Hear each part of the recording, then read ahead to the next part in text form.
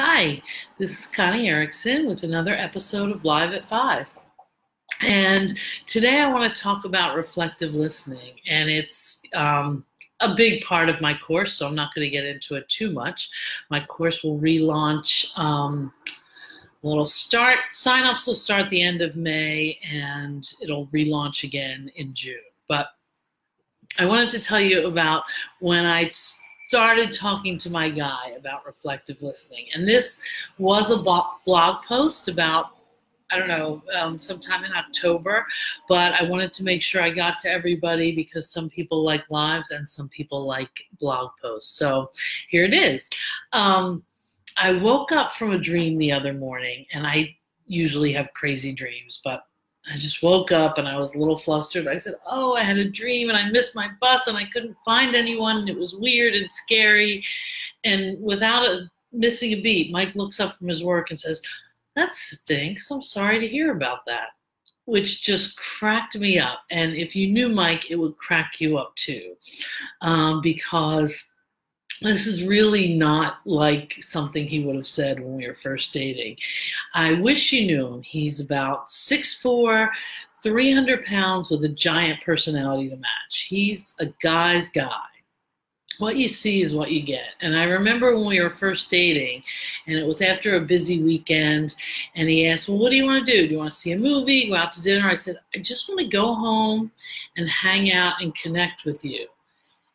And not wanting to let on that he was thinking, what the heck is she talking about? He said, sure. But later he confessed to me that he had no idea what I meant. But I don't remember what we actually did. We probably just chilled with a glass of wine or a cup of tea until he went home and my kids came back from their dads. But the first time I told him about reflective listening was a couple years ago. And reflective listening is the idea of listening and acknowledging someone's feelings without trying to change them, and without trying to give them advice or disagree or even agree with them. You're just listening and acknowledging their feelings. So anyway, the first time I told Mike about reflective listening, we were at an event, and someone I really don't like showed up. And okay, I'm not proud of it, but you know, I was irritated. So I said to Mike, ooh, just seeing her here irritates me. And Mike, in true guy fashion, says, well, just don't let it bother you. I thought, no kidding. Why didn't I think of that? Don't let it bother me.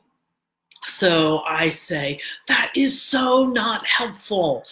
And later he asks, okay, tell me, what should I have said?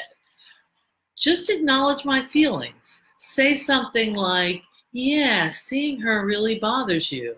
He looked at me like I had two heads, but he started trying it, and that was really helpful. Now I hear him on the phone telling his sales guys and other guys all over the country, other guys, no, you have to acknowledge her feelings. That's how you do it. So it kind of cracks me up. When we met, we were both in our late 40s, and we had both been divorced from marriages of 18 years. And so if he can learn it, if this guy's guy who never did it before can learn it in his mid-40s, anybody can do it. Of course, he still lovingly once in a while will say, so what I hear you saying is, wah, wah, wah.